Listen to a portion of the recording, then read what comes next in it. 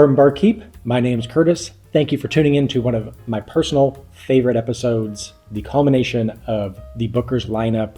Let's figure out what was the best batch, and some of these are still sitting on the shelf. We'll see.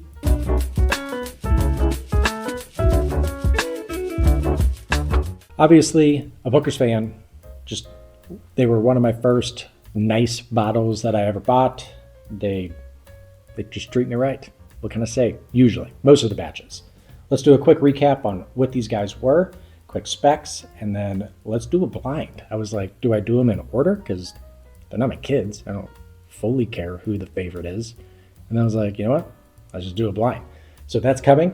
We're going to start off with 01. We got Barry's batch. This was Barry Bearish, party animal Barry Bearish, as I call him. He was actually the CEO.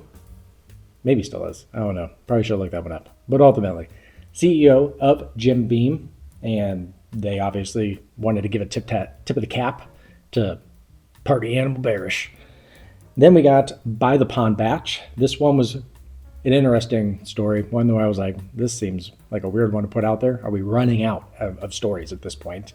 But they wanted a pond. They dug a pond. That was about it.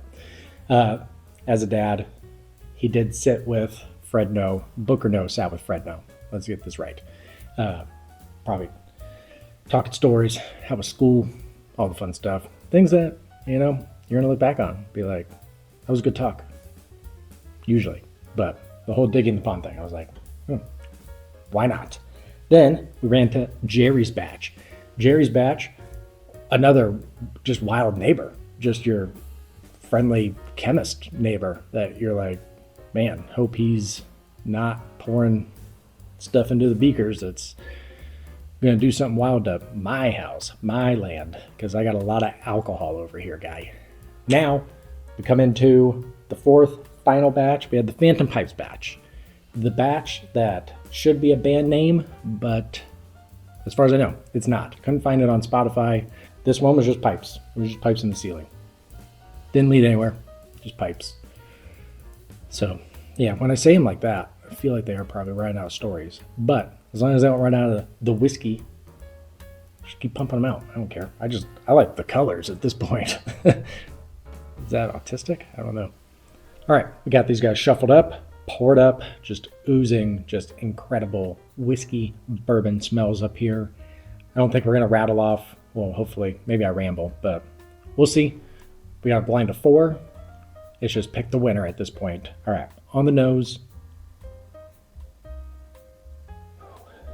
Great vanilla, nice vanilla custard. Yeah, got that toasted sugar in there, bringing me into that creme brulee. Good oak on here, right off the bat. I mean, sometimes they're only 7+, right? So could be heavy oak, could not be. This one, nice oak. I don't know how much I'm going to talk about the nuts. I mean, some people want to shy away. Some people really, really look for the nut. Why don't we? Like an ice-aged squirrel, if you will. So I'll try and mention it where I can. This one, there's a good nuttiness. All right. I was tempted. Do I go all noses, pick the nose? No. We're just going for it. So cheers to the first of the Bookers of the year. Oh, yeah. That's a good one. Enjoy it. This one, I do feel like that creme brulee continues. That cinnamon ramps up here. That's nice. A little drying. I don't know. Maybe it's first sip type of thing, but a little drying. Obviously, don't love it, but slightly. Overall, this has kind of like this like nice like cinnamon roll to it. Like that night. Yeah. I'm gonna go cinnamon roll, that vanilla custard in there. Oak does continue. That's not bad. I do have to do a sip too, though. So here we are. Man, that creme brulee is so good. It's just this great toasted sugar, good cinnamon. I feel like the baking spice is kind of what Booker's is not known for, but pretty prevalent with. So good baking spice in there, but that sweetness is so good on that vanilla. Good for you. All right, moving on. So this isn't 20 minutes, probably still will be. Here we are. Oh, wow. That's very muted. Much lighter than what glass one is. That glass one's nice. Yeah, this one's like, I don't know, more like a honey. The vanilla's still there. There's like nothing coming out of here. What is going on right now? This is when it starts to get tough. I mean, I'm in a basement, a little cold, so trying to warm up the glass a little bit. But overall, this one, that nose has really died down. I'm sticking with the honey. There's still just a good vanilla when you're coming off of kind of what was going on over here. Lessens it, but good vanilla, honey, some oak, and just a little bit of baking spice in there. So kind of that tried and true. Let's see if the sip helps. Oh yeah. I mean, the sip is better than the nose, I can tell you that. Ooh, a lot more cinnamon on the tip of the tongue there too. It's still going to be just kind of your caramel, vanilla, some oak in there. Much brighter than what is in glass one over here. It's oilier too. Yeah, I don't get that tannic oak in the back, but this one, pretty sweet, nice and bright. Let's do a sip two. Sip two helped. I mean, they're going to influence each other, so you try and sip two, I feel like, is what's really going to bring it out, but not much new. I do feel like there was more peanut over here than maybe more of like a mixed nut, less peanut in the mix, if you will. This one coming in little more peanut, but that kind of honey roasted peanuts in here, and just a nice. I was gonna go clean. That's not right. Just a nice vanilla. If you were like, hey, close your eyes, what's vanilla?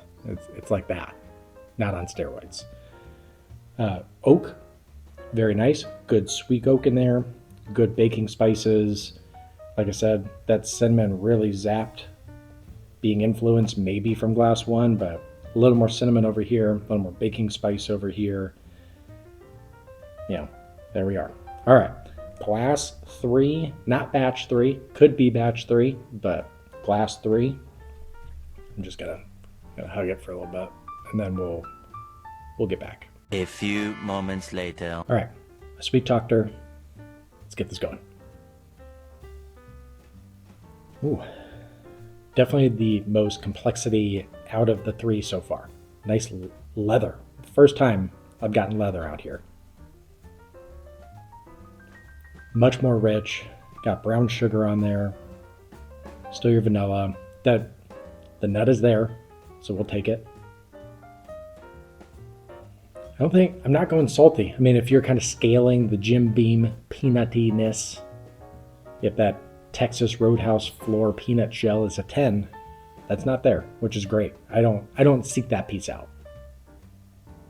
Yeah, nice chocolate, maybe like a milk chocolate, tobacco, leather, oak, much more dense flavors. Let's get on the palate.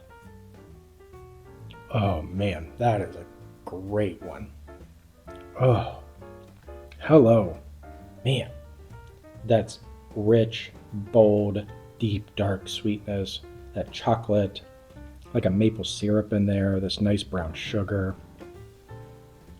Oh yeah, that's a good one. All right, we cleansed, sip two, let's see. That is so good. Dark brown sugars, finally. Good caramel, yeah, let's do that. Creme brulee, that's fun. That dark brown sugar, this right here so far is, if you were like, hey, do you want a Booker's?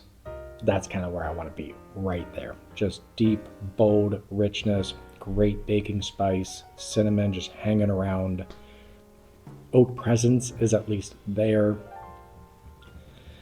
Yep, that's a good one. That's a good one. We'll see on the revisit. Still got other things to accomplish here, but that one had a leg up, that's for sure. I'll be curious going back. How do they play together? You know, is your kid the one that needs to be on the leash and all the parents are like, I mean, just get a snack. Just do the snack. Okay. I mean, class 4's here to play for a bit. This one, I feel like The oak is a little more ramped up. Leather still on this one, so we got a little more complexity over here. A little more like a maple syrup going on, I think. Had to talk a little dirtier to this one, if you will, but what it gave me was delightful. This one going more cigar boxy. I'll say it again. All these could be influencing each other, so what gets amped up, what dies down. But this one, you still have your typical vanilla, caramel. Let's get that out of the way. This one, this is like you open that beautiful cedar wood. You see your, obviously no Cuban sticks in there. Don't do that. Take a whiff in there. That's this. Yeah, there's just a nice tobacco, great sweetness on it, good vanilla. I dove in one more time. I couldn't help it. But nice little cola in there. There's just this deep richness to there, to where I'm intrigued as well. Let's get it on the palate. Oh boy, that's good. That's good. Has like a cherry cola going on. Oh yeah, that's good. This escalated. Great cinnamon. I mean, this one, hot. All of these are pretty close in proof, so I feel like the warming of the chest, we're all pretty similar on the revisit. Maybe I'll put that in the back of my mind, but that has a great sweetness to it. Rich sweetness, I'm gonna go dark brown sugar, but that cherry cola like really flashed in my mind. That's a good one. All right, let's revisit that. Delightful. That is easily the fruitiest one, and I'm pretty pumped for it. You know, those are those batches to where you get these dark brown sugars and cola and fruit. That's one that I'm going to gravitate towards for sure. That cinnamon is still there, to where on this revisit, man, it's going to be pretty wild. I'm kind of looking forward to it, not gonna lie to you. So I'm going to go back through, get some final thoughts, see if anything stuck out in terms of like length of finish or anything like that noteworthy, and then we're going to rank. But this is going to be very difficult, apparently. A lot of this is going to be, all of it technically is going to be personal preference, so depending on how your bottle ranks, just know you're not wrong, which is super great. That was not easy, to be honest with you. I still don't really know where I'm landing at this point, but I'll give you some final thoughts and do what you would like to do at this point.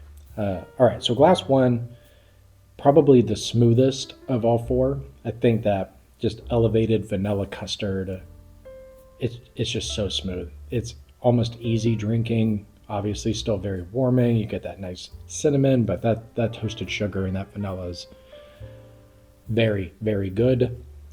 Glass two, not much came out. It's probably the most simple. Good, rich sweetness, bright sweetness, which is kind of odd for a Booker's. There was this really nice kind of butterscotch that was starting to come out. So, I don't know. Glass 3 and 4, I definitely spent the most time with. Neck and neck, both just rich, dark bombs, and I love them. Love them. Curious what numbers those are. Have a decent idea on what glass 1 is. Once again, not my kids, so I don't care who the favorite is, but I can tell you who my least favorite of the year is, and it was glass 2. Yeah, that makes sense. All right. So we'll go 4 over there. How we look? A little teleprompter. Good. Yeah. Batch 4, last batch of the year. It's good. Like, I think in the review I said it was pretty approachable for Bookers. Like, if you're dipping your toe into barrel proof, I think this one would actually be a good one, oddly enough. A lot of sweetness. The traditional bourbon notes that are on here are done extremely well. That butterscotch is super fun. Definitely not a bad batch. This probably would beat at least 2 batches from last year. And I'm looking at you, Springfield and Beamhouse. So take that for what it is. Overall, I did think this year was really good. This is where it got really tight. It was a pretty big gap between 4 and 3. Not gonna lie to you. I'm gonna go glass 1. By the Pond. Great batch, super rich. That vanilla. I'll dream about that vanilla. Now, if you're a heavy vanilla guy and you're not big, bold richness guy, which I don't love that. But if you're big vanilla, creme brulee, smooth, easy sipper, let's get in trouble tonight. These two batches are really good. But that vanilla is just on a different level than what's on batch 4. On a different day, I could just flip flop. Not gonna lie to you. I think I'm gonna go. I'll just go glass 3 as second. All right, I'll just reveal both. The colors hopefully help. Barry's batch is phenomenal. That probably wins maybe most years. And who's this guy? Jerry? Is this Jerry? Jerry. That freaking chemist knows what's up. I don't know. I saw a couple other reviews. Guys that I feel like really know what they're doing. Suburban Dad, shout out. He's a big Booker's guy. He hated this batch. I was like, really? Usually we kind of align. Not a big deal. It goes kind of this really great kind of blackberry cherry cola on the palate for me. I can't really remember how it went for him, but yeah, he hated it. That's fine. That's kind of the fun part about WhiskeyTube is kind of see what other people think and whether you agree or disagree. Yeah, Jerry's batch for me, I could redo this tomorrow and Barry's batch would win. I think that kind of chocolatey in there, which I love that chocolate and brown sugar. It's so good. So I think the vanilla on the pond is really interesting. My personal palate goes a little darker, a little richer, personally. I did feel like berries had a little more complexity, which typically I steer towards. So that was kind of an interesting little thing, little tidbit, if you will. But I could not get around like the fruit. I don't feel like Booker's brings a lot of rich fruit, typically. This year, at least for my palate, it was only in one batch. But man, it's so good. Berries and Jerry's, I feel like those are can't miss. And on the pond, if you're a vanilla guy, do that. Do that and you'll be super pumped about it. Thanks. I know this probably ran long, a little ramble at the end, but I love this episode. I guess whenever this comes out, Merry Christmas. Doing it a little in advance, but Merry Christmas, Happy New Year to you all. Got a couple other fun ones coming up, including Whiskey of the Year. Can't wait to see where the end of the year takes us at this point.